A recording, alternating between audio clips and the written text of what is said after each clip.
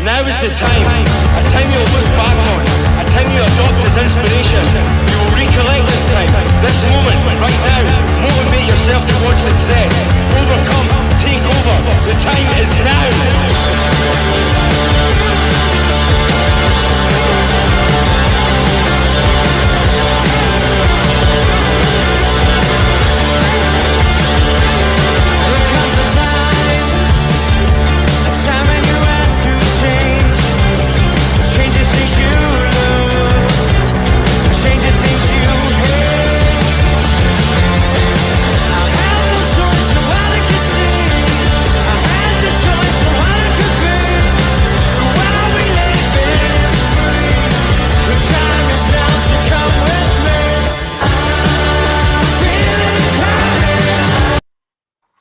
Hello, we are live. We're back again. How is everybody? I kind of feel bad. We stopped the chat, the brilliant chat we're having with Robson just to start the show. We should have just carried on. But how are you, Chris? How are you, Richie? Good, mate. Yeah, all good. You know, I've been off for a little while. Obviously, I went on a stag do at the weekends, but I'm feeling all right. By the way, I'm all good. But yeah, I've been really looking forward to this show, as you boys know. Massive fan of Robson Green. So absolutely delighted to be on tonight. And yeah, all good. Ready to go. Nice one, Chris. And I'm looking forward to the duet later on. That's what I'm really looking forward to. That's going to be the best part of the We show. haven't told Robson about that yet, have we? No, we haven't mentioned it to him. No. He knows now. Richie, how are you?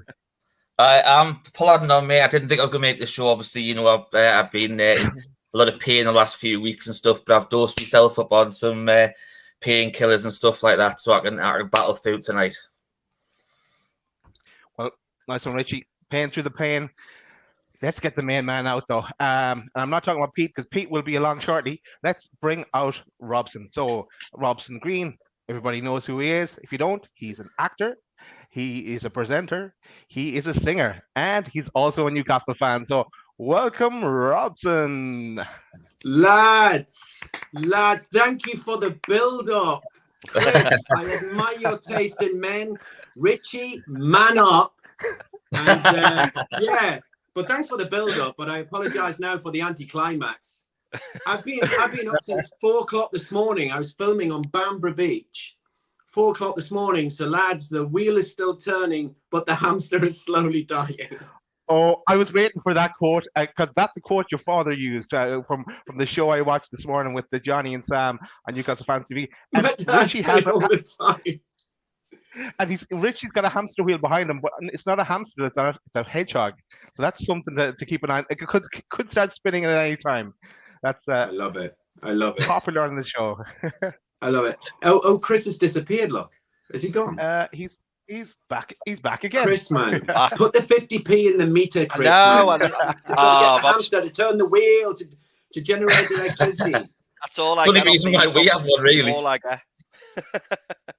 So no, and listen, I don't know how I'm looking, and as I'm sure you know, actors are vain. So I'm filming today, and I'm having lunch, and I smash my back tooth. I crack it, goes down to the nerve. I go to the dentist. So it's 6 o'clock this evening. I've got had an injection in my mouth. My left-hand side dropped. And I'm thinking, those lads are going to be watching me thinking he's having a stroke. and then I go, no, lads, it's the dentist. And then I'm thinking, actually, if I do have a stroke, you're going to think, oh, it's just the dentist. That's my left-hand side. Anyway, all good. Great to see you. Thanks for having me on the show. I'm honored, privileged. Oh, you're more than welcome. And thanks to Simon Rudd, who put us in contact with you as well, Robson. He's a good yours. Lad. He's a great lad. He is, and he is a sponsor of the show as well, Simon, and from Shyburns. Right, so let's get into it. So, for anyone that doesn't know much about you, I want to drop a few names. This is just a handful of the things that you've been involved with. TV shows, for example, Soldier. I'm sure people that's where I saw you first, to tell you the truth. Even in Ireland, that show was popular over here. You're also in Wire in the Blood, Northern Lights, and Grantchester, as well as the new show that you're involved with these days. And you also do a bit of fishing on the side as well, and you do fishing shows and walking shows and multiple other shows on various different channels. But also, and I think where people would recognize you as well, you're a bit of a singer. And of course, with Robson and Jerome, back in the day, as many hits such as Unchained Melody, I Believe, Up on the Roof, and What Becomes of the Broken Hearted. So yeah, I did look up Wikipedia and I got it all. But no, I was actually Don't listening lie, to Daz. You had the LP No. out. I know what you like. I was listening on and YouTube actually a couple of days the LP, ago. when it came out, was vinyl. Ah, That's how old that is. That music. I mean, Soldier was. I mean, it started in 1990. I mean, I've been an actor for 40 years, and I started my career at the Live Theatre Company on Newcastle's Quayside, and then I was one of the main characters when Casualty first started, and then from that I got Soldier. And who would have thought, during a series that got a massive audience of 21 million, two of the lead actors would end up on stage staring out into the audience of Michael Jackson, Oasis, who hated us, and Alice Cooper, Bon Jovi, who were just going, what's these two nuggets doing? So it was a very, very interesting time, but a very entertaining time. And, variety is the spice of life. And it's interesting. You've just made a young man feel very old there, going through the CV. It was an absolutely extraordinary time. But I remember during all those shows, there was one common factor throughout all of them. When I was looking at the schedule, I would always go, right, when can I go and see the Black and Whites? When can I go and see the Lads? When can I go to an away match? When can I go to a home match? And it still remains the same today. nice one, Robson. Yeah. So where do we go next? This show, as if you've ever seen it before, it could go on many different tangents. So, Richie, you're dying to get in there with something. I was just going to touch on the Soldier because obviously it was his partnership with Jerome Flynn, and it's actually quite weird because Jerome Flynn's character in Game of Thrones was actually my favourite character of all time in Game of Thrones. So there's a nice little link there between the two. I actually got to meet him at a Comic-Con up at. Unfortunately, it was at the stadium of shite, but never mind. But it was nice to meet him and everything. And I had a Funko Pop, which is like the little cartoon character things of them. And he signed it. He said, I've got it somewhere, I can get out. But he did his favourite little quote from the thing and signed it from Jerome and stuff. So it was a nice little touch. It was quite good. Now, what people forget about the cast of Soldier. I mean, one of the reasons why it was so popular was there was only 4 channels, but the writing was fantastic. But it was one of those stables of actors and gallery of characters that were at the top of their game. And Jerome Flynn is such a fine actor. You may have just seen him in that in Game of Thrones, but on stage, he's superb. And if anyone who saw him in the West End playing Tommy Cooper, which he was nominated for an Olivier for, absolutely was quite an extraordinary performance, absolutely jaw-dropping. He's such a talent. But as was Gary Love, as was Lucy Gannon, the writer, and me and Jerome, through our careers, have just been so fortunate to be surrounded by a fantastic stable of writers. And for me, without writing, I'm absolutely speechless. And we've been so lucky through our careers to be surrounded by creative people who are at the top of their game. And with Jerome and with me, that still remains. Whenever we approach any kind of project, we look at the writers. And it's interesting now, only now they're starting to put the writer's credit at the front of a drama or at the front of a film. And quite rightly, because they're the reason why it happens. I like Jerome with Lucy Gannon. I've had Jeff Pope, Oscar-winning Jeff Pope. I'm with Daisy Coulomb, Val McDermott through my career, Patrick Harbinson, who's NCIS in America. I mean, we've been so fortunate. But I remember when Jerome was doing, before he was doing Game of Thrones, we just managed to connect and rang him up and said, what are you up to? He said, I've got this going on, but this script landed on my lap. I'm not sure about it. It's out there, man. It's really pushing the envelope, and it's kind of ambition, and it's technical look, and it's all kind of sci-fi stroke battles, and there's these things called orcs. And he said it's called Game of Thrones, and I went, oh, what's it about? He went, oh, I don't know if it's a flyer or not. So we're not lucky because we make our own luck, because we're both really hardworking actors, but we've been very, very fortunate with the team of people that surrounded us in our careers. I was going to say one of the other TV series I really enjoyed, which Dad didn't mention, but you were there at the start, was Strike Back. Yeah. Can you imagine? I'm in Los Angeles, and I'm going to meetings, and I've got a few auditions going on, and I'd had a horror audition. Never told this story, actually. It was called Grace, and my American agent said, the character's a choreographer. Can you dance, Robson? And I said, no, I can't.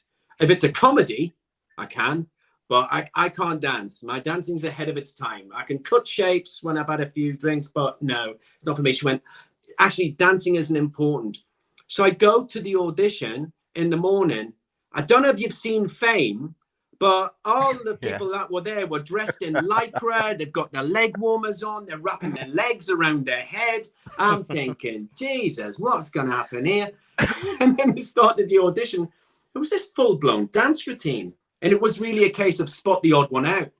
I mean, I looked like I was physically challenged when I was trying to dance. So, and I just came out feeling really miserable and inadequate, and just thinking, I can't be doing this. Acting's really not for me, and maybe, America's not for me. And then my agent went, there's this thing called Strike Back. And I said, oh, what's the part? And she went, it's a lieutenant colonel in the special forces. And I'm saying, Kate, it was my agent. I said, Kate, I'm 5'8". Have you had a look at me, man? I'm like a pipe cleaner. And again, I go into the audition, and all the guys, they're ripped. They all look like Marines. They look like the special forces. And again, it's spot the odd one out. But they said I had something. They said I had a certain je ne sais quoi that they liked. Bottom line, I was cheap. I was cheap. And I think that's how I got the part. But no, that was an extraordinary show. Talk about boys with toys. I mean, hanging out in an Apache helicopter with a grenade launcher, taking out, North Koreans. Well, of course, and leading a set of guys who are in the special forces. The camera does lie now and then. We're definitely suspending disbelief there, definitely. But that was a gig, and thanks for reminding me, because it just reminds me that I have been so fortunate, and I've been able to travel the world and do these amazing things and continue to do them because of how fortunate I've been. Luckily, the revenue I've been able to accumulate over the years, I'm investing back into the area and in people, and got my own company and starting my own productions and having them filmed in the area using personnel from the area. So it's been a great journey for me, and continues to be one.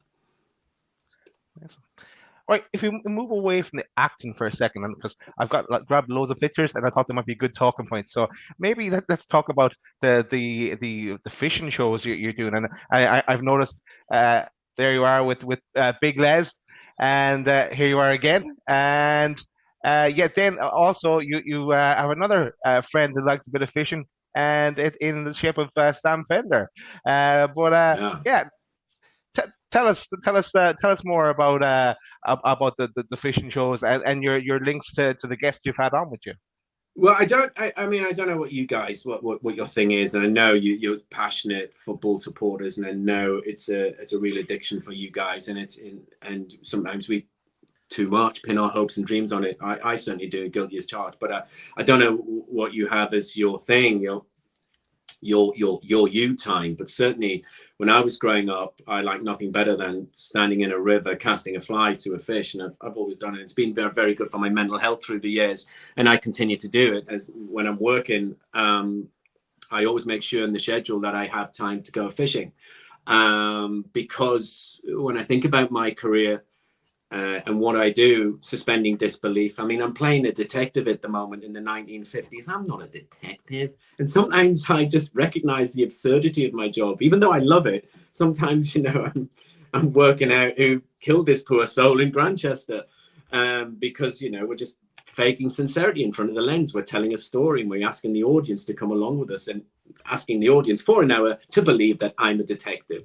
But I do like escaping that world sometimes and talking about that aspect of life when sometimes we do need to escape and get away from it all and probably immerse ourselves into nature and immerse ourselves into the outdoors. So it's always been a really important thing for me. So during the shows, we get guests on, be it friends, family, or familiar faces like Les Ferdinand. Because I was interested for Les, and I don't want to kind of spoil the series. We've got this 15-part series with the BBC, and I had quite an in-depth chat with Les, and he really opened up, and he's incredibly intelligent and articulate about his footballing career and post the football and looking back on the football and what he learned from it. Because it's interesting how many footballers don't sometimes have that time to escape. A lot of footballers play golf, and a lot of them do other things outside the time. But it's interesting, a lot of them don't know about the town they play for. And what I'm trying to articulate was what I got from Les was how little he knew about the Northeast when he was playing for them, how little he knew about the history, and how little he knew about the beautiful coastlines we have. And when you take the roads less traveled, how astonishing the Northeast is and how big it is and how many ordinary people we've got doing extraordinary things. And within 2 days, we managed to kind of cover a lot when he was up here. And I said, what did you do in your spare time? And one of the things he'd always wanted to do was play the saxophone. And Les Ferdinand is a brilliant sax player. And I just thought that was so lovely. And I said, oh, where did you go? Did you go to take lessons out? And he went, no, Keegan just got a teacher to come to him when he was living in Gosford. And I found that quite astonishing that, you know, within the time of that amazing 95, 96 period, when, you know, it's the best I've ever seen Newcastle, they were in a bubble. They were in an absolute bubble, those players. And that notion to get out and do what they really want to do was really difficult. So that, I mean, I was kind of using the philosophy of the fishing that I've had during my career. I've been fortunate enough to travel to over 140 countries around the world and counting, and cast a line to some extraordinary fish and do things that very few anglers get to do, but also to not experience the culture and get to know the place where you are fishing.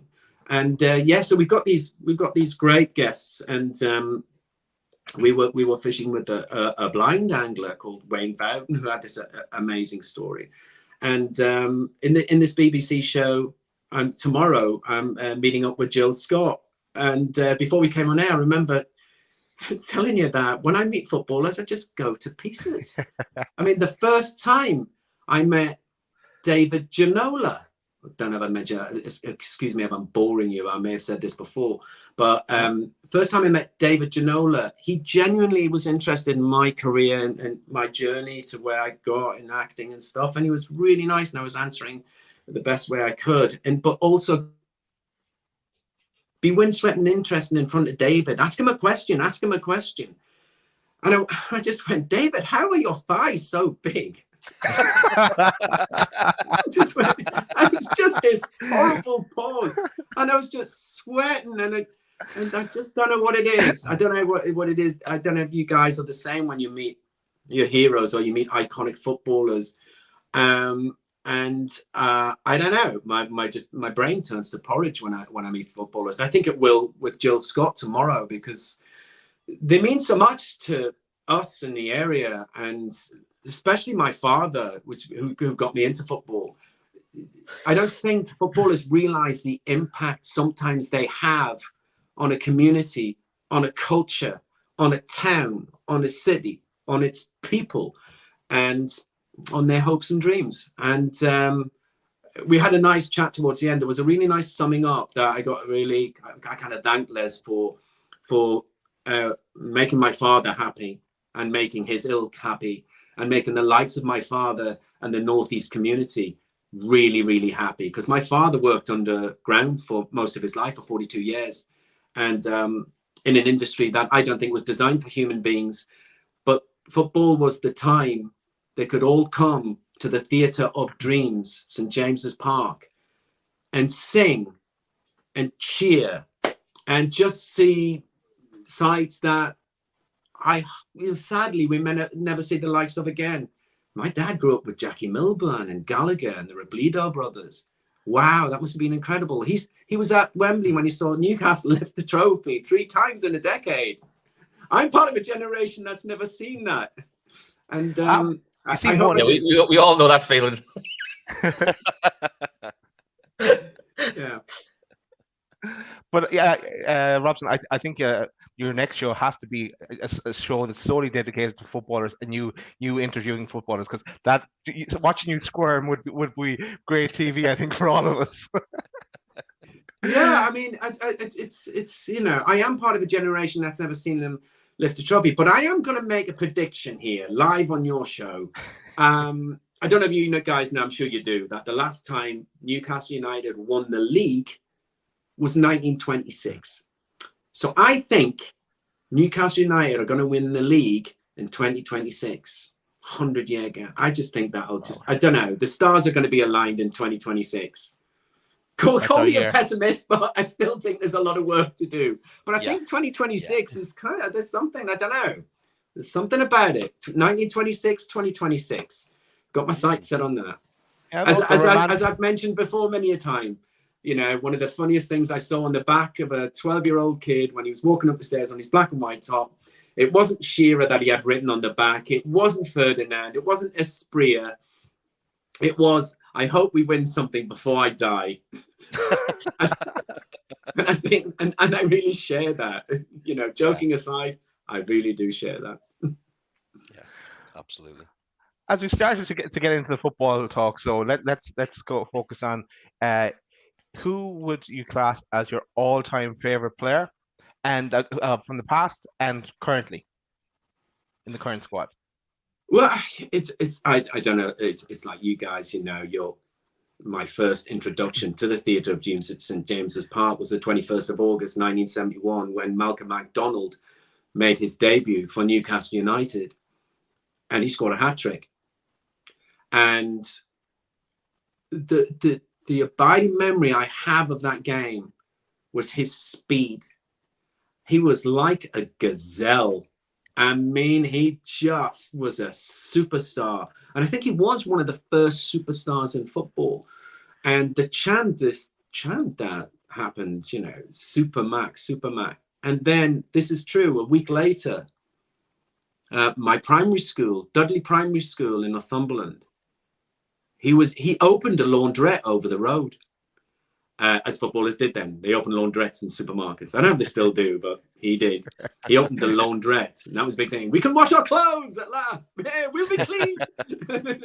And he came into the school, and he came into the food hall. We were having lunch, and he was introduced, and we were just the euphoria, even at that young age.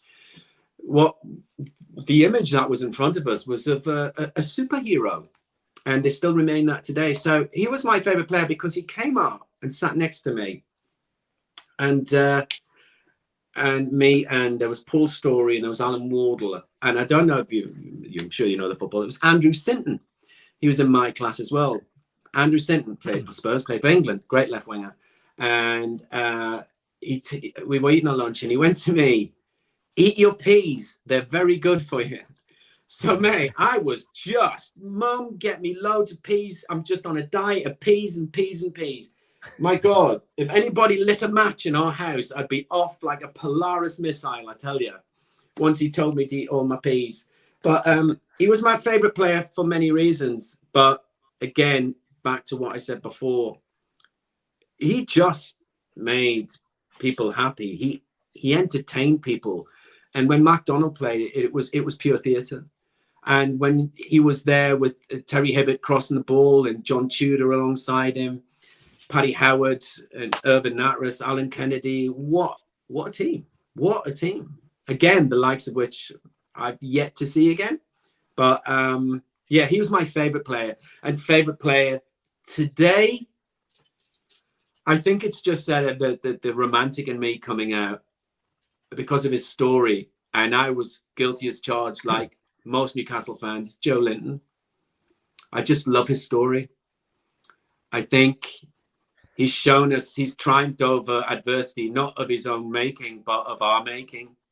And it just shows you the fickleness of the fan, that we don't really understand the game. We react to it. Well, certainly I don't. I know very little about football. Goodness, when I played football for my school and I played for the county, I remember I was a player on my right foot. I remember the manager, who shall remain nameless. He was called John Thompson, and he said, "Green, you look like a delinquent kicking about a pig's bladder. Absolutely ineffective." I was absolutely devastated, and some of the fans who were there as well shared that view. And I couldn't kick a ball after that. So how he's dealt with, which the feedback that I'm sure he's been aware of, and be the player he is today, is a real testament to his character and a real testament to his ability and his skill. And I worry when he's not in midfield now. I just think he's great. I was the same with Colaccini as well. I mean, dear me, what a transformation he had over the years. But yeah, today, because I love his story, I do. I think he's wonderful. No, and it is a great story, Robson. Like from us buying him as a £40 million striker, and yeah, and we had all written him off, and just Eddie Howe saw something in him in that game when he switched him into midfield when Kieran Clark had set off against Norwich, and yeah, never looked back since. And yeah, we are at a loss if he's not playing now. He's our enforcer there in the middle. Yeah. And I know there's plenty of people calling for him to get into the Brazilian squad for the World Cup as well. It won't happen now, I'm afraid. That's the time.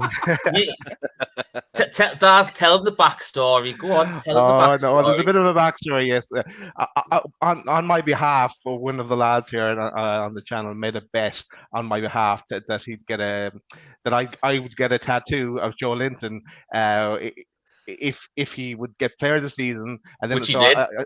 Which he did, but I said, okay, well, if I'm going to accept this bet, I'm going to add my own clauses in here that he will have to go to the World Cup with Brazil, win the World Cup with Brazil, either be the top goal scorer or the player of the tournament. So I don't know about that, I don't know about that last part. I'm not sure about that last part. You'll see my That's my a tattoo dictatorship right there, lads. That's what happens. That's what happens. It's all right, Robson. We've got photographic evidence of actually what was said. And when he comes over in April, we've got a tap in studio booked. Wasn't I right, Nitch? Wasn't it just him to make the World Cup squad? It was to be player of the season and to make the World Cup squad. There you go. That's what I thought it was. This would really be a dictatorship, Robson, if I did this and said, "Welcome, Pete." So that's a real dictatorship. So get the lads off screen. Hey, Welcome, Pete. First of all. Did you get the lad off to sleep, Pete? I did in the end. Well, you know what? I've got to be honest. Normally, with the little boy in our bed, and we're watching TV, and we both fell asleep. So I'm guilty. I got an hour or two in as well, and then yeah. What Pete's not telling you, lads, is he was watching this. Pete said he'll wait till the football part and then he'll come on. Yeah, that's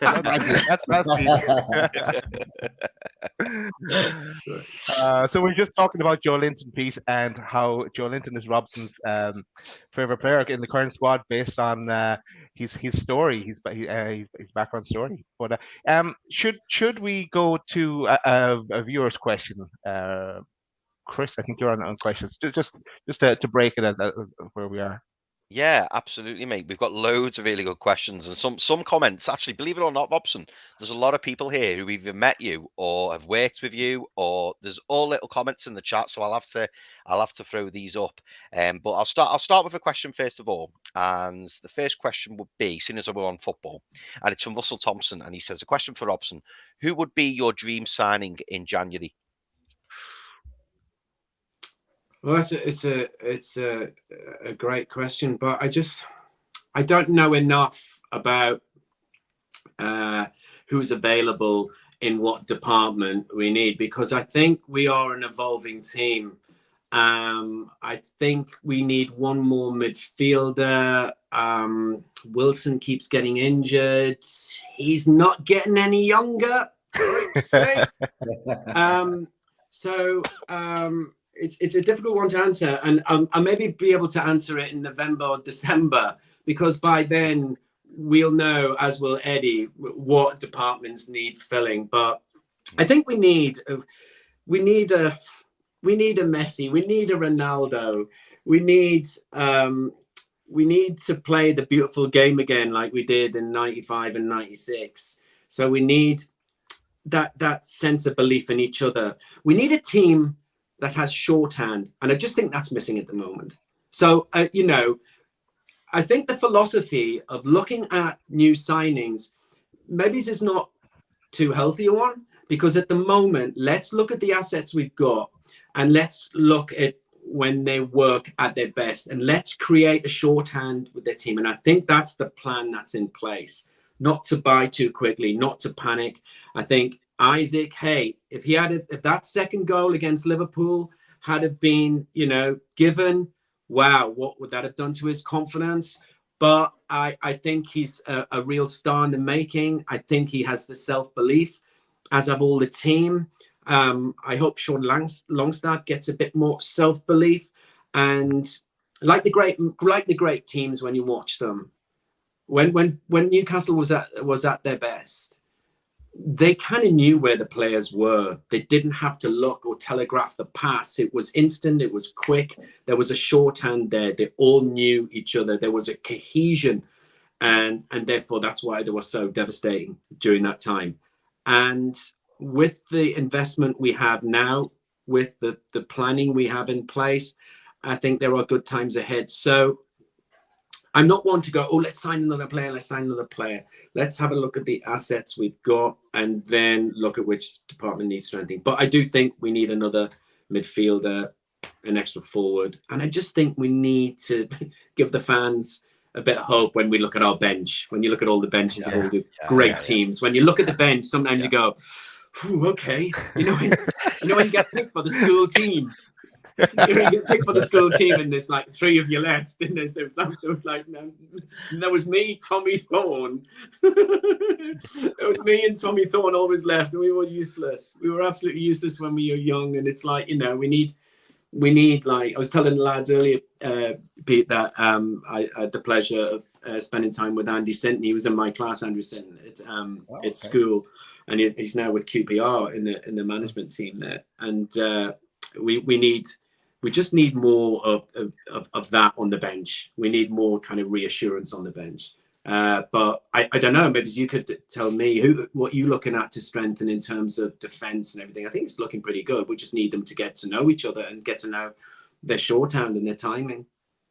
Yeah, I think last night we were on a show with the Two and Under podcast from Australia, and we were saying maybe wingers, as in like attacking wingers, or maybe defensive midfielder to unleash Bruno a bit, was what we're suggesting. We didn't really concentrate on. Well, I know Pete's going to say James Maddison straight away. For obvious reasons, Daz. Yeah, Maddison, yeah. Of course. Well, I've got two more football-based questions for you, Robson. So we may as well do those two football questions. Gary Slam Cartle Moffat. Gary, you're going to have to reduce that name. I keep saying it, but you're going to have to reduce that name. It takes me about 10 minutes to say it. He asks you, Robson, what was your most memorable game? Well, I mentioned it earlier. There was two. One for fantastic reasons. One for the most saddest of reasons. was Malcolm McDonald's debut in 21st of August 1971 when he scored a hat-trick against Liverpool. It was 3-2. And he didn't complete the game. Two defenders, I think was Emlyn was played at the time, Emlyn Hughes, I think took his left leg off and another player took his right leg off. And he just stumbled off in a daze to the applause of 50,000 fans singing his name, Super Mac. And that was my baptism of fire. That was my introduction to the beautiful game and that precious feeling of what it means to be part of that club and part of football and how gorgeous football is and how it can bring communities together and change the way we think through the simple game of football. And it is a simple game, but a really important one. That was my favorite. Sadly, the second one was when we were probably at our worst, and it was not so long ago. One thing me and my father had never done during a match was leave before the final whistle.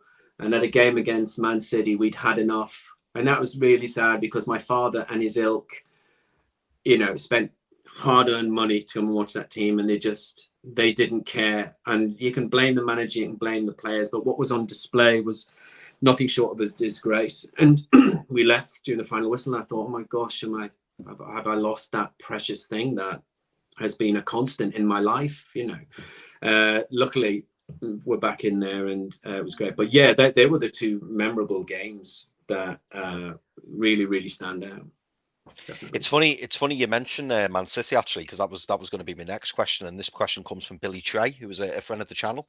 And Billy Trey says, can I ask Robson if, like me, when we were 3-1 up against Man City, was he reminded of November '95 when he kept Oasis and Wonderwall from the #1 spot? Yeah. So you've got a footballing fact there, and you've got a musical fact there. So that was the year. So that was the year when myself and Jerome Flynn were #1 for 8 weeks. And you've got to remember, we didn't set out to be in the pop charts. We didn't set out to be singers. We were in a show called Soldier Soldier, which was watched by 21 million people. It was an absolute monster. We sang a song in the show because there was a scenario where there was a wedding. The band didn't turn up. So Paddy and Tucker sing Unchained Melody. The next day, my agent gets a phone call from a fella who nobody'd heard of. He was called Simon Cowell. He rings the agent saying, do they want to release the song? And I just thought, no, what's he been smoking? No, I don't want to be singing songs in the charts. And it was only a year later, when Simon Cowell rang us up, well, certainly rang me up and went, if you sing Unchained Melody in a studio, just sing it. We don't have to release it. If you just record it, I will give you a 7-figure sum. I started gargling. Mate, you see, I'm from a pit village. You see, and I was thinking, now I could do a lot of things with that money, which I did. I started a company and I invested in people, which was my father's philosophy all the time. Always invest in people. So yeah, and in a very short space of time, we are on top of the pops, me and Jerome. I don't know if you guys, it was in the Guinness Book of Records for the fastest selling single in the history of British popular music. Me and Jerome Flynn outsold the Beatles and the Rolling Stones combined. I mean, that's insane. And you're standing there on stage. Liam Gallagher wants to fill us in. You've got Bon Jovi looking at us too, like they're tripping. They're jet lagged. They've just come in from LA singing Crazy Love or whatever that hit was. There's Elton John. You've got David Bowie, Michael Jackson dead center because he was singing Earth Song. And Magic and Tragic are #1. I mean, come on, you couldn't write it. Well, you could, but you wouldn't. You know what I mean? So it was that was an extraordinary time. And again, when I was watching the 3-1, when Kieran's Trippier's, when his free kick went in, I just thought happy days. But then you go, do you know what? Nah, you never know what's around the corner. But yeah, I was thinking of the Gallaghers. When the Man City, when we were all over them, do you know what it was? We weren't scared anymore, and neither were the fans. And I think that's what's happening this season. I know Bournemouth on Saturday was really frustrating, but bottom line, we were the better team, and that's it. And there is that element now where we're not only going to survive, but we're going to thrive. And I think that's it with the club and the players, that we have that. There is a belief once again, which is great. Apologies for the music, by the way. The best bit about the music was when we stopped, and I don't know if you remember, there was a program called Animal Hospital many years ago. And what happened was people brought in the pets, and the drama was, would the pet survive or would it stay alive, really? And this woman brought in 2 guinea pigs, and the guy said, well, so what seems to be the problem with your guinea pigs? And she said, well, it's Robson and Jerome. She called the guinea pigs Robson and Jerome. and he says, and what's the problem? And she said, it's Robson, he's not right. And live on television, Robson the guinea pig died. Oh. And I swear, I'm watching this because my mum had rang me saying I'm on the telly on the other channel. I switch over and I'm going, Mum, there's 2 guinea pigs. She went, yeah, it's you. Anyway, surreal. And there's this woman sobbing over the guinea pig going, he's dead. Robson's dead. He's dead. I was thinking, what? So I just thought, I've got to stop the music. If I'm being compared to a guinea pig, they say it's the greatest form of flattery, but let me tell you, it's not. So that was when the music stopped. Sorry, so, I went off on a complete tangent there, but So Robson, would you class an entertaining time? Would you class that the wheel was still turning, but the guinea pig was dead? The hamster was dead. Yeah? The guinea pig was dead. Nice. Robson the guinea pig dead. I'm glad you did the singing, Robson, because my favorite karaoke song, whenever I go to karaoke, my favorite karaoke song is I Believe, and I always sing it. Right. Probably not as well as you, but I like to think I do anyway. Well, let's find out, Chris. No. I've got a croaky voice and everything. No, not tonight. Mate, I've got a croaky voice. Let me tell you, studios can do all sorts of stuff, mate.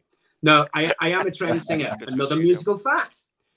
So this is my dad, God rest his soul. So my dad's favorite singers were Bobby Hatfield, who sang the definitive version of Unchained Melody.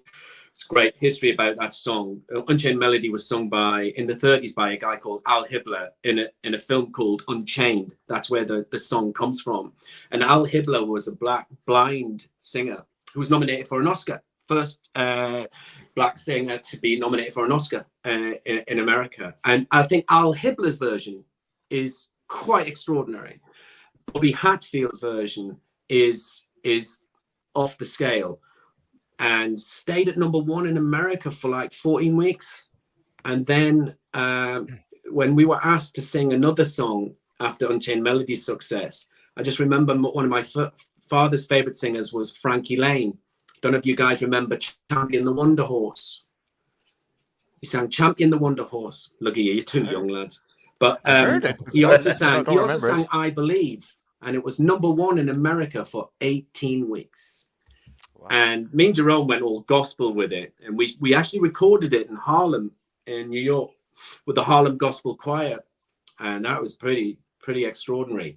And we really kind of put it out there. But Frankie Lane just sang it like, I believe for every drop of rain that falls. And it's like a club singer. And it went on forever.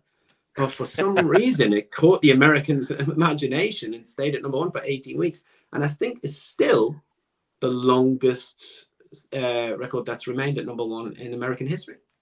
In the world, I think. Yeah. Wow. Amazing. Oh. So great pick, Chris. That's your karaoke song. There you go. Yeah, I'll have to use that stat. Yeah. There you go, mate. There you mix, Frankie. Yeah. Richie, did you want to get in with the question as well? I think it wasn't for me. It was actually for Martin. But what I'll do is, because we're talking about like football and stuff now, when we get back to other sides, other stories and stuff, questions later on, I'll bring it up then. It's probably a bit more fitting then. Grand, no bother. Sounds good, mate. Pete, you want to get in with the question? Pete's asleep, man. Look at him. He's Yeah, falling asleep you again. know what? I'm not. I'm just. And I'm fascinated. It's great to hear your thoughts and opinions on football, but also on the music side as well. For sure. I've got to ask this, otherwise I'll probably end up being divorced because my wife's my mother-in-law is Oh, here we go, mother. It had to be the mother. yeah, huge. Yeah, you're right. Yeah. Huge fan of yours, and when She's only human. Yeah, of course. And when she knew that we were speaking to tonight, she was desperate for you to give her a shout out. So if you could give her a little bit of a shout out to Cherie, that would really. Cherie. Firstly, I admire your taste in men, Cherie. I admire your taste in actors. You've got a gorgeous son-in-law there who has been asleep before he came on air. Not really. He's just come on. Professionalism. So give you a shout out. So he's in your good books. But actually, he's not fooling anyone. He wasn't interested in being on this show. But Cherie, I am honoured. I am flattered. And please keep watching because I need the publicity. Thank you, Cherie. Hope to meet you one day. That's amazing. I'm definitely going to be in her good books now. That's for sure. Yeah. Right. To follow that, I have a question for you, Robson. You just mentioned before we went live as well that you had an interesting train journey where you met Amanda and Mirdad. So how did that conversation go? Mirdad. So, well, British Rail being what they were, there was an incident at Berwick-upon-Tweed, and therefore the train couldn't turn up. So instead of 9 carriages, there were 5 carriages. Only second class, can I just say, or standard class, as I call it, but I still call it second class. It's so 5 carriages, and there was Amanda and her fella sat opposite, and they were so lovely because they were just mobbed, man. But in a really lovely way. Reminded me of when Alan Shearer was on the plane. I sat next to Alan, and the fans were lining up for his autograph. And there were so many people on that train carriage wanting to speak to Amanda Mudd about the club, but everyone just wanted to say thank you. It was extraordinary, and it was a real kind of testament to the change in football and the diversity of people who wanted to say thank you from all faiths, from all walks of life, from all across the country and from other parts of the world, just wanting to say thank you. And I just thought it was the most incredibly progressive journey I've ever been on. It was really kind of a bit life-changing for me. It was a really kind of defining moment that we've turned a corner. I really do. And what's turned that corner is football. And what's turned that corner, and I know there's controversy wherever you go in football, and especially about the takeover, but doesn't, I'm sure, change your or I's belief in how human beings are treated, and we'll continue to deal with that. But the way they were so gracious and generous with their time, and Amanda was so lovely, as was he, and incredibly knowledgeable, not only about the club that he's now part of, but the history of that club and what that club means to the people and what changes are being made in the club and the investment that he was quite open about, that, you know, they are going to spend. And it's a plan. It's not going to happen overnight. And he was just telling that to everybody, old and young, men and women, old and young, just having a lovely chat with 2 people who have made these incredibly profound changes on Newcastle United, and for the better, I think. And it was really, really, really not only educational but life affirming as well. And they're 2 gorgeous human beings, and Amanda is just the most gorgeous and likable person you'd ever likely to come across. Lovely, beautiful, great answer. Right. Maybe we'll go on to I was going to touch on music royalty, but you know what? I'm going to go to royalty and with the late passing of the Queen. I have this picture, Robson, and maybe you want to touch on the time you met the Queen. Well, let's be honest. Let's just be really honest when looking at that picture. She doesn't seem too pleased to meet me. Let's just be honest there. Nigel Lithgow thinks it's funny though. Well, I've actually met the Queen 3 times, and she's lovely. I've sang at the Royal Variety twice, and met King Charles now, and I'd met Philip, and I met Elizabeth, and she was lovely, and she actually, and every time I met her, because it was so frequent, the 3 times I met her, we chatted, and she was asking me what I did and how much I enjoy my job, and she was talking about how varied my career was, and and it's just one of those surreal moments that you get in your life when you meet, I think probably the most famous person on the planet, which I think she is and was, and it's quite an extraordinary thing to be confronted with that in a very short space of time. And all you're thinking is, don't do a David Ginola. Don't do a David Ginola.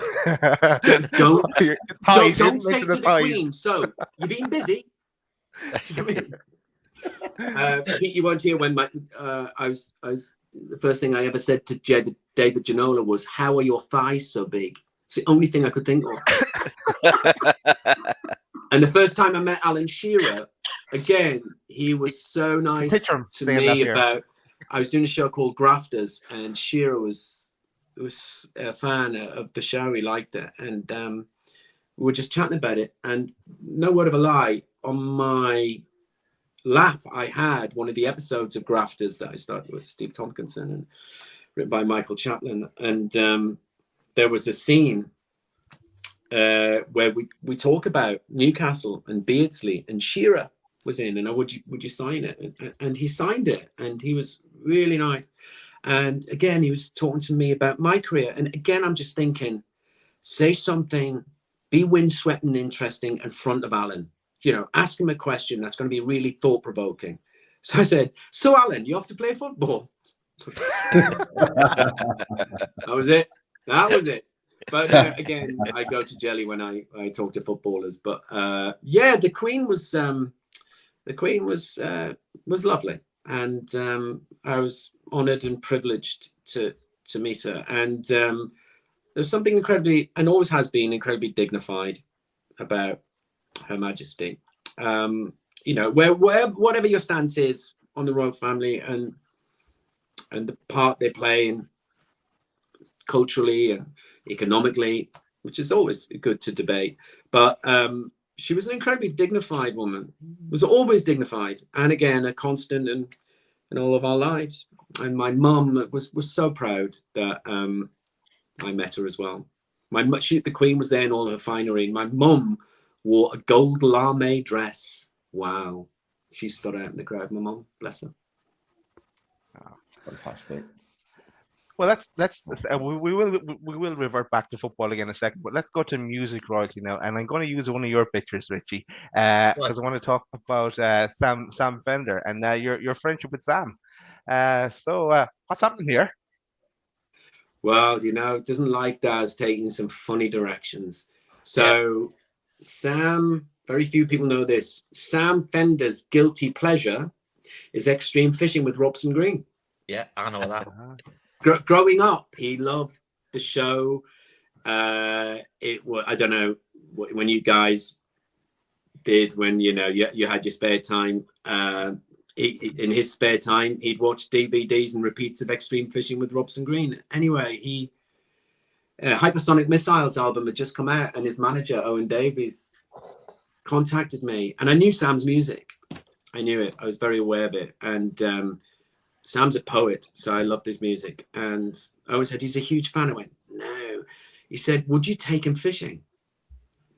So I went, okay, yeah, crikey, no worries. So we went out on the JFK2 with Alan Skinner, the skipper, and we came out of North Shields Harbour, and the dolphins turned up. And Sam Fender said, I've only got 2 hours, so can we go fishing? And then I've got to do a pop video for the track Howden Oldie Death Queue. And I said, no worries, yeah, let's go out. The dolphins turn up, we catch some mackerel, we catch some cod. And he just said, the manager, I said, I don't want to leave. I'm having such a good time. And it was a beautiful day. And everything that's beautiful about fishing, everything that's beautiful about the outdoors, and everything that's beautiful about the ocean and what it can do for your mental health and what it can provide you in terms of just inner peace and everything, happened that day. And Sam was so overwhelmed. He went, I've had the best day. And he went, Robson, will you and Tom Brittany be in me pop video? I went, like, what? He said, can you be like 2 guys in a shop who are stacking shelves, and you're like the COVID police? You've got to keep the band at 2 meters. So that's what we're doing. I wanted to wear an orthopedic shoe, you know, the big boot. Remember the orthopedic shoe? Yeah. Big boot. I wanted to be a guy who stacked shelves with orthopedic shoe, but I had this terrible limp, and I invented this whole character for the video. And then he said, do you play guitar? And I actually, when I was a kid, I grew up playing the double bass, starting to play bass, and I play guitar. And he went, do you want to join in the song? So he's got me and Tom playing in the band, and it was just another one of those many strange and wondrous, absurd, ludicrous, but beautiful moments in my life. And working with an absolute superstar who, like me, is very proud to call the Northeast his home. And it was just gorgeous to be alongside him. And I follow Sam every day. And I know he's having a rest at the minute because he'll be playing the Theatre of Dreams next year. And I think sold out, and quite rightly. So I'm not surprised at how iconic he is now. But yeah, that's how I got to meet Sam. He was a big fan of the fishing, and he loves fishing. He loves everything that it gives you. And no, that was an extraordinary day. It was great. Nice, great story. How the link to I wasn't expecting that, but yeah, cool. You obviously knew this, Richie, though. I did know this, yeah, because me and the missus we're huge fans of extreme fishing as well. And like me wife loves like she just likes Jeremy Wade and stuff like that. She watches all the nature shows and stuff like that. But I used to always like the extreme fishing when it was Robson versus the world or whatever. It would have not the Northumberland flag wherever we went, and it was on the beach. And it just seemed to be like, you remember when Graham Souness was in the Turkish derby and he got the Galatasaray flag and put it in the middle of the Fenerbahce? It's like that with Robson with the Northumberland flag in the middle of Florida Keys or something like that. Do you know what I mean? It was just class. But yeah, it was always something we used to sit down, have our tea and watch with the kids and stuff like that. And it's just class. It really is. Richie, that you just remind me of how fortunate I've been in my career. Can you imagine that phone call? Can you imagine that phone call listened afar by my ex-wife, who, while I was on the phone, I'm going like that, going, sorry, you want me to travel the world and do something I love, and you're going to pay me a lot of money for it? I went, okay, that sounds like a winner. And my ex-wife went, who was that? I went, wrong number. You don't want to know. You really don't want to know. And yeah, I mean, I still do the fishing shows. Sadly, I can't catch big fish anymore. I had a terrible injury a few years back caused by the fishing, catching really, really big fish. I had a really serious back injury that rendered me kind of in a wheelchair for 2 weeks. But other than that, I have been so fortunate to travel to so many wonderful countries, meeting extraordinary people, and as I mentioned earlier, learning about their culture and the extraordinary things that people do in South America and in China and in Australia, New Zealand, the Solomon Islands and Africa, and places like Zimbabwe and Zambia and South Africa and in Zanzibar and Guinea-Bissau. I've been to so many amazing countries, and it got to the point where I was allowed to write the script. And so I just went, can we have a one where this lad from Northumberland just takes on the best in the world. Win or lose, it's going to be entertaining. So I would go out with like a guy called Bubba Carter. I mean, it might not mean anything to you guys, but he's kind of the Usain Bolt of fishing. He's that famous. He did a thing called not a Grand Slam. He did a Super Slam with billfish. He caught 7 different billfish. Sorry, I tell a lie. It was 5 different billfish in one day, and he still holds that record. And so I took on Bubba Carter. Well, of course, I know very little about bill fishing, but if Bubba Carter is going to be paid, and he's just told there's this amazing guy from Northumberland turning up and going to take him on, I mean, the build-up was great. And then he realized it's just this weird guy from Newcastle waving a Northumbrian flag. But it was really good while it lasted, and it was really entertaining. And I was allowed to not only write the shows, but direct a few of them and produce a few of them. And I got into that aspect of being able to put a program together, which I do now and busy doing. But yeah, I mean, gosh, what a gig that was. And, you know, many actors who I work with going, how did you get that gig? And it was just, I was doing a movie in Texas. My agent says, you want to go to a press thing? And I said, yeah. And it was a live interview in Austin, Texas. And the guy said, what do you do to relax? I was doing the movie Wire in the Blood, and it was quite intense. And he just went, you know, it's a really intense subject. What do you do to relax? And I said, I like fly fishing. He went, why? You fish for flies? I said, no, I use a fly to catch fish. And that interview was watched by a guy called Hamish Barber in Glasgow. And a day later, he rang my agent to say, would you do a fishing show? Which I initially said no. And then they said, we'll take you around the world. And that was the carrot, to travel around the world doing something you love. So would. Yeah. Nice.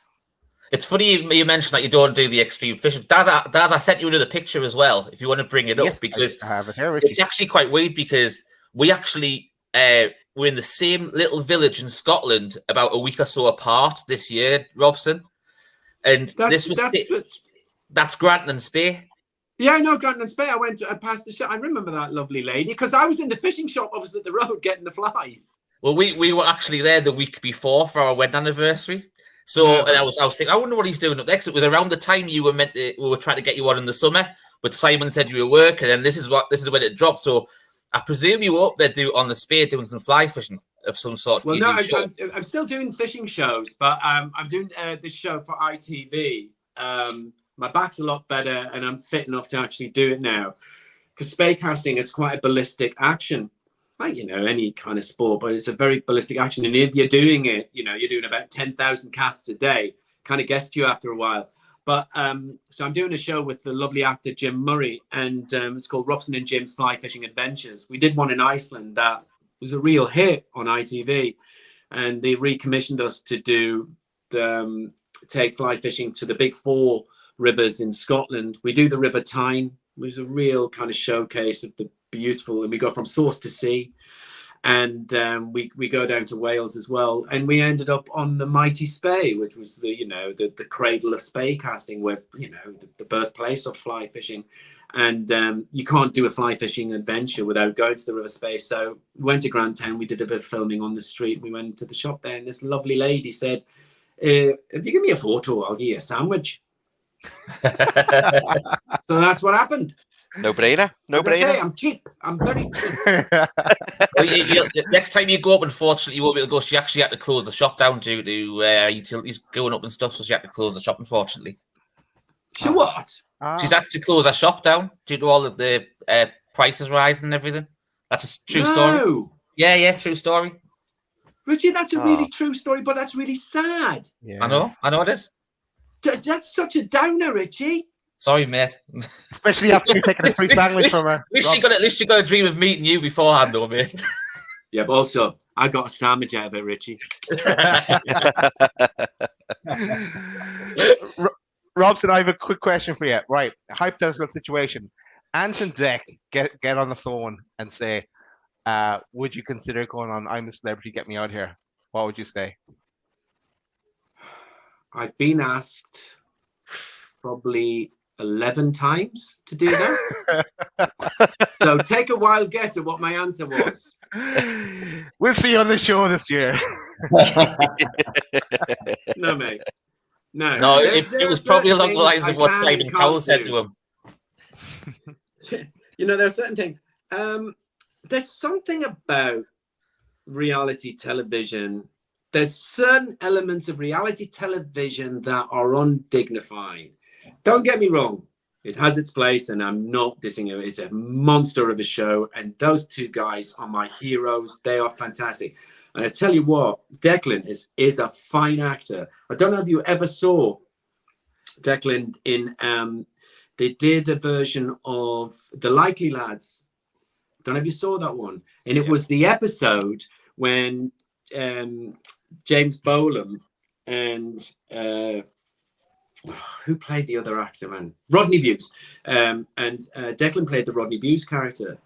And it was the one where they were not wanting to hear the football results. They wanted to watch it on Match of the Day.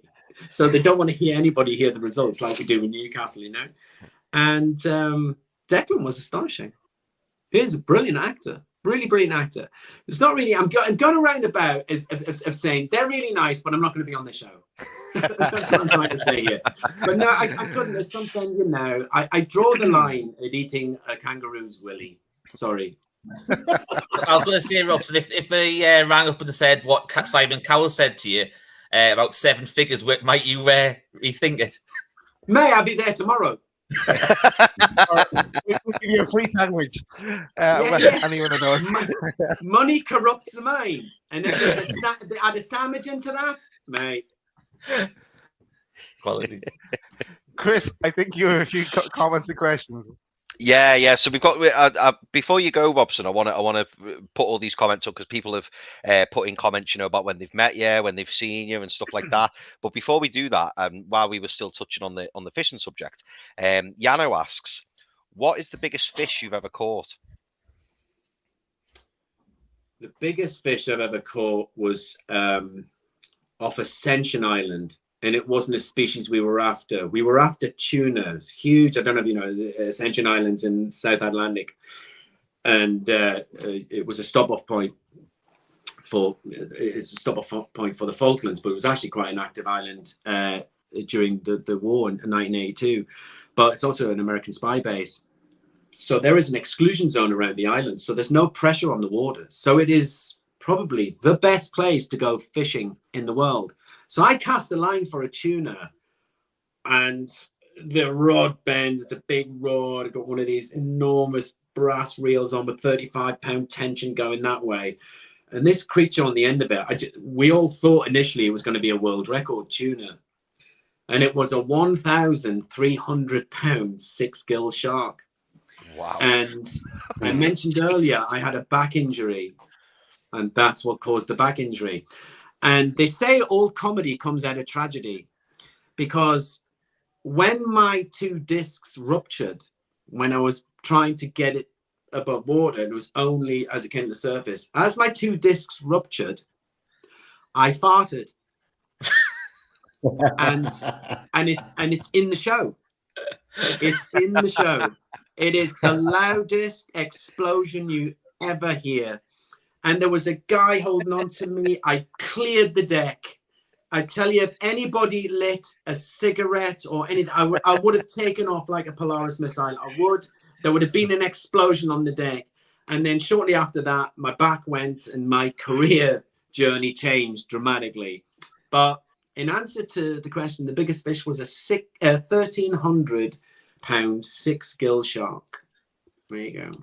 Wow. Yeah, that's some story. That's some story.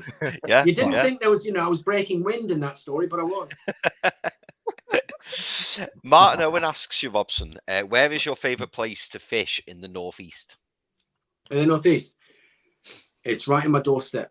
It's just, you can't see it, it's dark, but outside that window is one of the oldest rivers in the world, the River Tyne.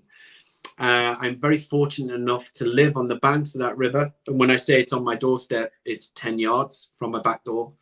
And every year without fail. Those beautiful bars of silver, the wild Atlantic salmon travel upstream to spawn and start the circle of life again. And it has to be my favorite place to fish. And it was the first place I ever saw a salmon leap, and something very, very special about fishing here. And it was the place that I found my thing, my inner peace, my escape in life, and my greater immersion into life is just out there. So yeah, it's the River Tyne. It has to be.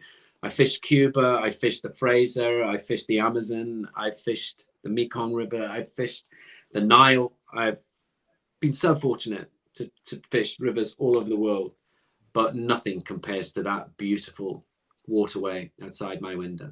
So lucky. Nice. One of our regular guests, one of our regular viewers, should I say, Sean Mawson. Sean, thank you very much for the donation, mate. Really appreciate it. He wants to ask you, Robson, what are the best fishing spots in Oz? Well, it depends what you're after. I mean, so the national fish of Australia is the barramundi, a beautiful, very, very active fish, prolific to catch on the fly. And I went fishing in Darwin, up in the north there, for barramundi. But I also was fortunate enough to travel the perimeter. So Fremantle, Broome. We're getting Broome. I don't know if you've been in Australia, Western Australia. There's this lovely place called Broome where they don't gamble on racehorses or dogs, and they don't bet on any other thing like that. The big sport in Broome, outside of fishing, is hermit crab racing, and we used it in the show. We filmed out there, and there was a big hermit crab racing. So I paint, and you're allowed to paint your crab shell. So I painted them in black and white, and my hermit crab was called Gascoigne, and because he was in terms of players, you're asking favorite players. I know Paul. I know him well, and I love him, and the fans still love Paul, and we'll always love him for what he brought to that game. I've never seen. He's the most skillful player I've ever seen. That's what I'm trying to articulate. But he's the most unpredictable player as well, both on the pitch and off. And I didn't mean to sound patronising there, because he's an extraordinary player. We all have our own, failings in life. But my hermit crab was called Gascoigne, and it was just about to go over the line. It was flying ahead, and then it went into reverse. I lost, and but it came second. I won $400. Those races. They were winning like $1,000 a race. It was amazing. I digress, but Broome is a brilliant place to fish for barramundi. But if you get bored with that, go hermit crab racing. It's fantastic, and it's so popular. It's brilliant. Check that out next time I'm over in near Frio. Yeah. Should I ask Martin's question now? That since Chris is on mute.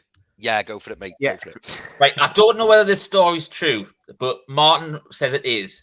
And I was young. I needed the money.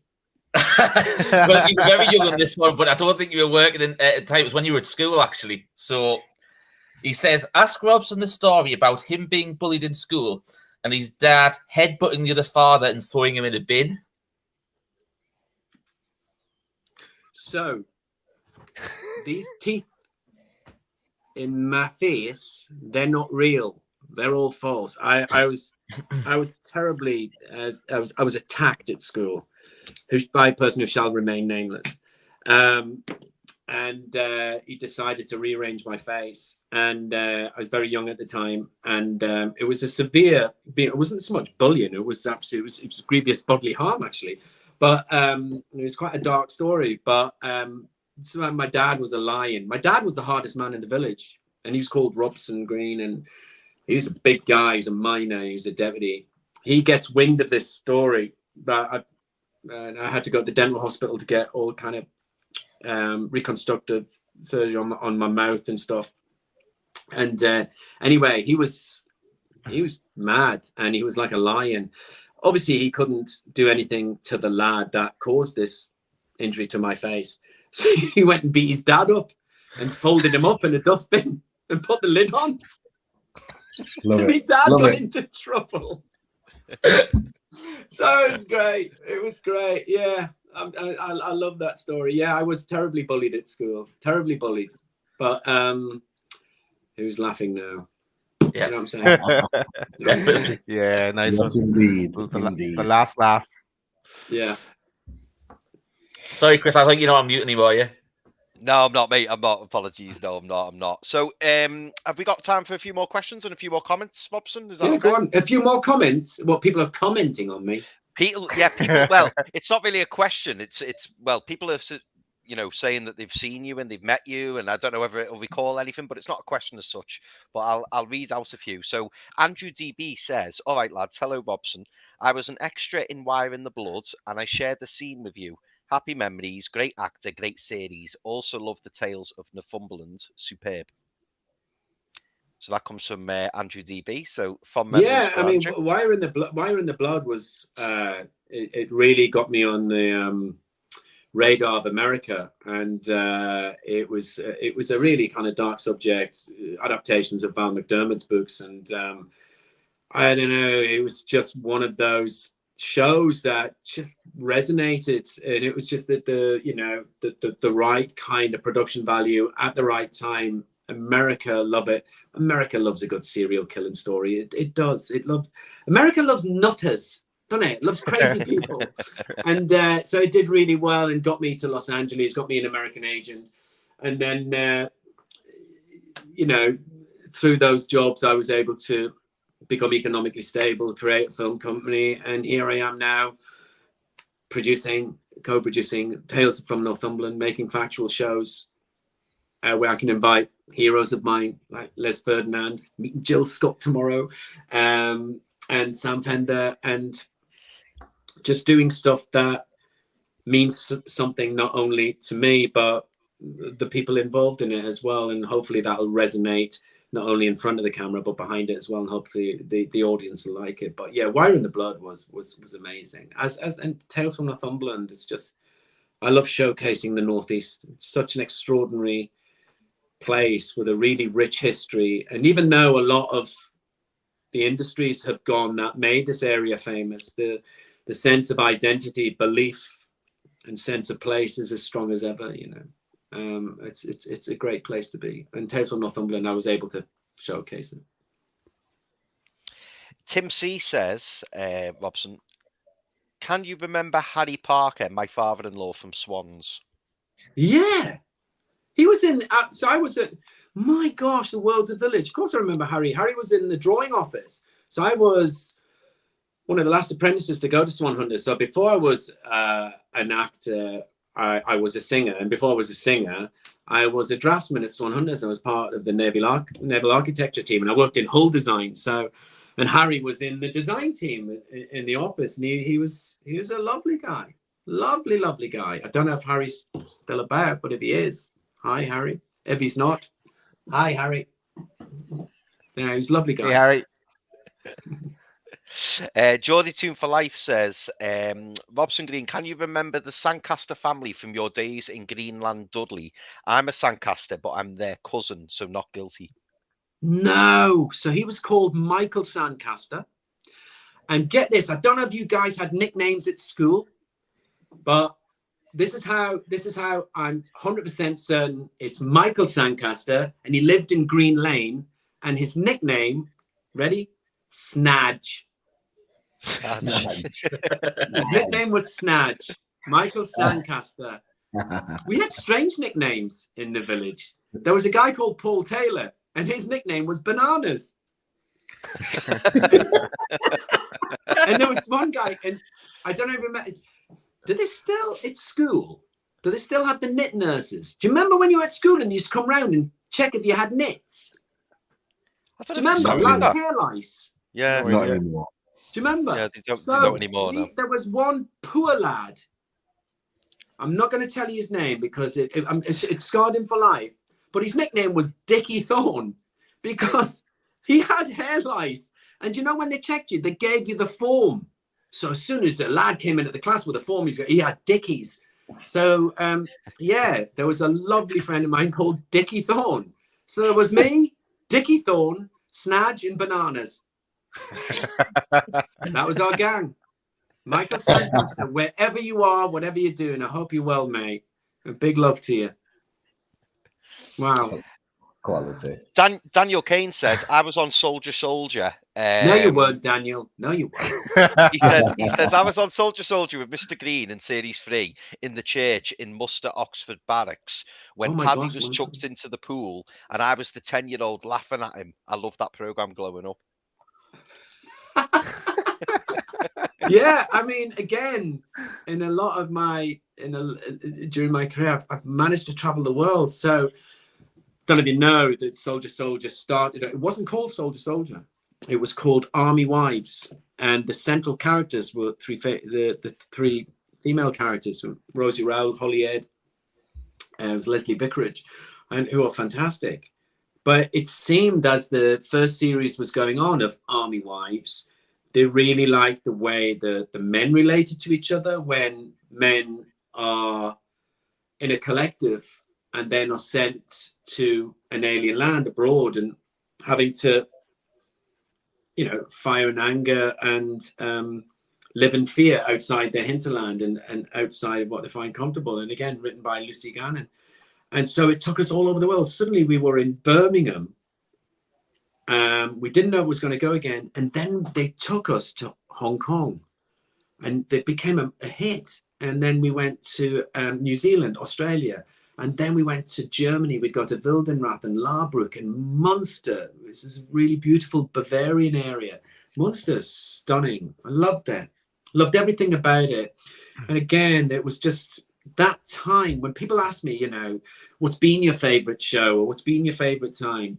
It might not have been my favorite show in terms of being, me stepping outside my comfort zone, but in terms of enjoying yourself and just having fun with people you love being alongside, Soldier Soldier was just top of the list, man. Really was. I was so lucky, and Munster was beautiful. So yeah, we had a great time there. We've got 3 more reminisce moments, and hopefully you remember who these people are. We've got one from Helen Craig, and Helen says, I used to work with Robson at Swan Hunters many years ago before he became famous. I was Helen Ray back then. How he's moved on, fair play. He was never going to be a draftsman. Helen, of course. My goodness, this is extraordinary, guys. This is quite extraordinary. That's weird. Yeah, of course. I mean, and Helen worked in the Drawn office. There's a lot of women who were brilliant architects, but sadly, the industry's days were numbered, and I think we all knew that. I was very fortunate to be single at the time, so I always wanted to be an actor. When I give talks to anybody or young people who want to be involved in my industry, and they ask you, did you always want to be an actor? And my answer is always the same. I always needed to be an actor. And when I knew that Swans wasn't going to last forever, this opportunity arose where an avenue became available where I had an audition for a professional theatre company, and I just stepped off the cliff and took that leap of faith in my ability to try and be windswept and interesting in front of a group of people, and I got a gig. But I was very fortunate. I had no responsibility. I wasn't married. I didn't have children. I didn't have a mortgage. So I took a job that paid me £32 a week, and one of my happiest times. Yeah, but Swans was great. It was a great grounding. It was when people go, where did you study your craft? The University of Life. And the characters at Swans, be it Harry Parker or be it Eleanor, but be it anybody who was there, they were all so kind and likable and incredibly skilled. And it was such a great time at Swans. Loved it. And yeah, hi to Helen and Harry, if you're still about. Amazing. There's one more reminisce one, Robson, and then we've got a few more little ones to ask you. Some really, really, really, really good questions tonight, everyone. So thank you so much for them all. L. Stapleton says, Robson was leaving a night game with his dad, myself, and my daughter.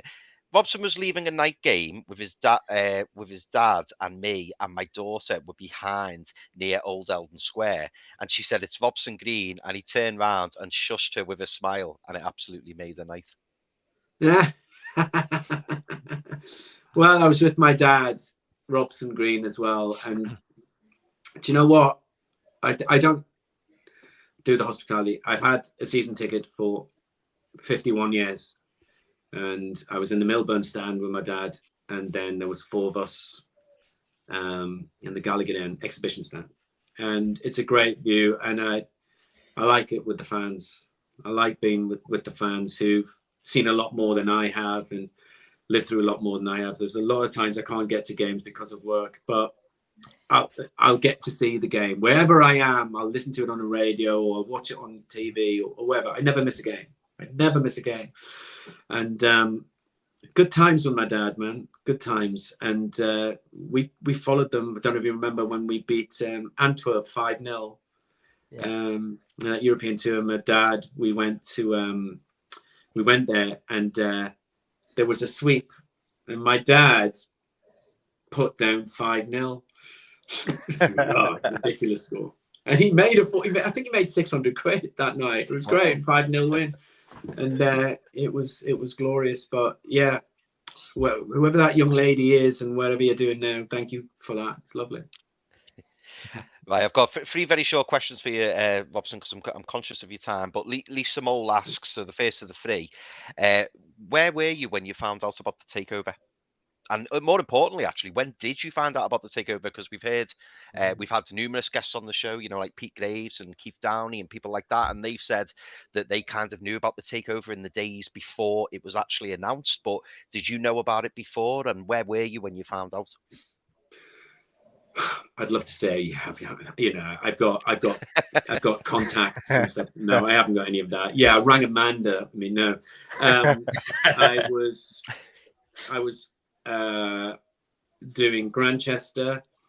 We were filming near Pinewood Studios. This big garden scene, and the guy had a gun on him and stuff like that. And just before a take, the first went, it's official, Robson. I think Newcastle are going to win the league in the next 5 years. He went, it's been taken over. I went, sharp. So it was on the day it was announced. And then Sky News came. And I did a live chat about what we talk about and what it's going to mean to the club and to the area, but more importantly to the fans and what it means to the fans who like me, have not seen probably them lift a trophy of any merit, which is not important. We just want to see them play the beautiful game, and I think with the investment, we will see that now, definitely. But yeah, I was actually on the set about to do a take where I was about to take a gun off a guy who was holding people hostage in a restaurant in the 1950s. So yeah, quite surreal moment. Yeah, absolutely.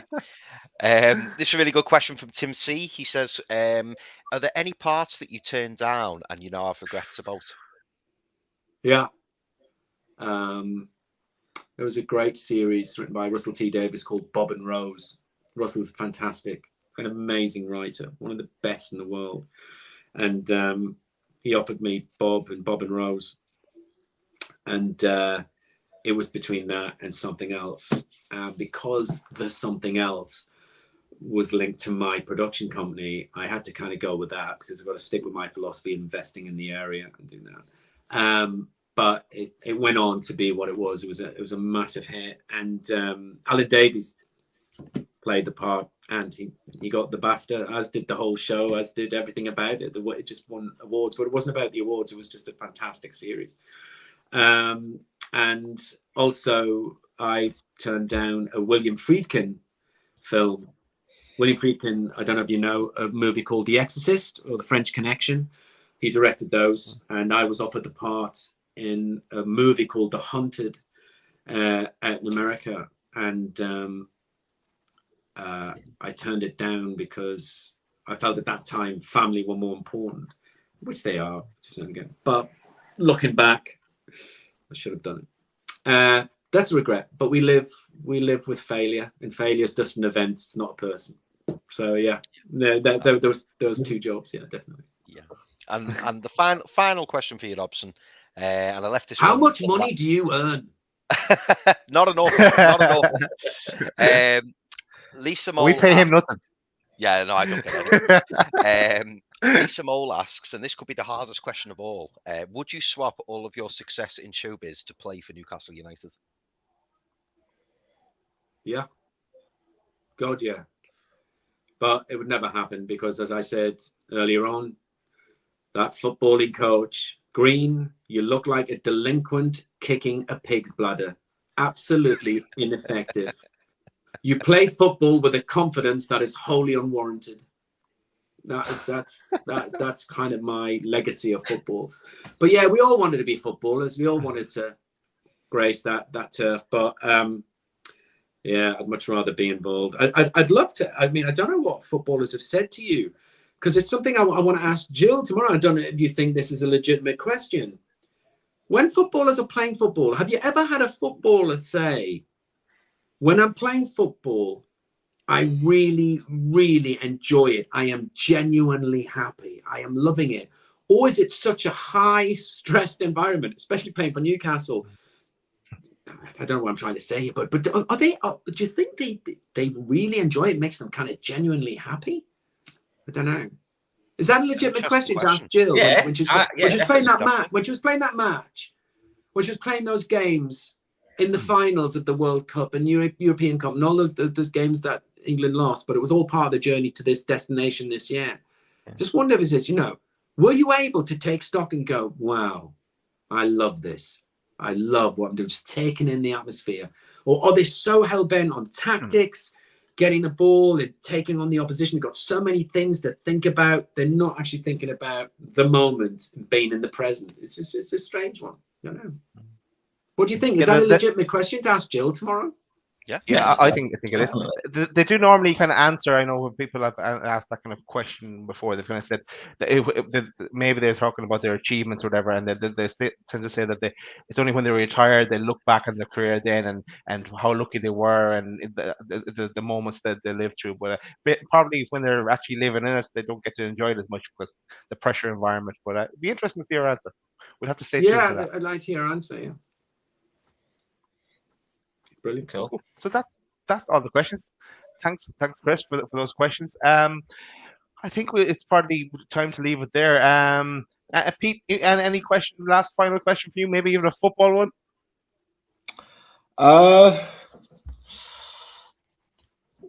From your opinion, where do you think Newcastle United will finish at the end of this Premier League season? Great question. You heard it here. We're gonna qualify for Europe, not Champions League. We're gonna be in the playoffs for Europe. I would say top 6. You watch what happens in November, December.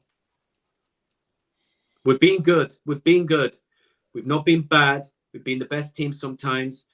What they did at Liverpool, I hope they learn from that. The wasting time tactic, bad. Eradicate that. That was a failing. That was not good. But a failing is an event. It's not people. But all that cramp stuff, enough of that. We're better than that. But yeah, let's see what happens November, December. I think it's going to be really interesting. And I think we'll be top. And I think we'll be in the playoffs for Europe. Definitely.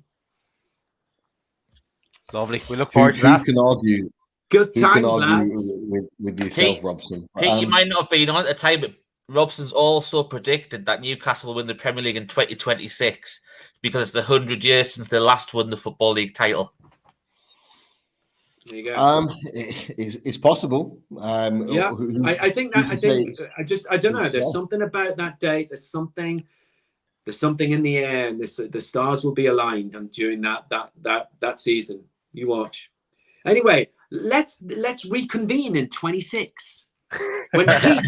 When you're worn out and your beard is so big and grey, and Chris, you'll be there, and Richie, the hedgehog will be massive, and He'll be dead.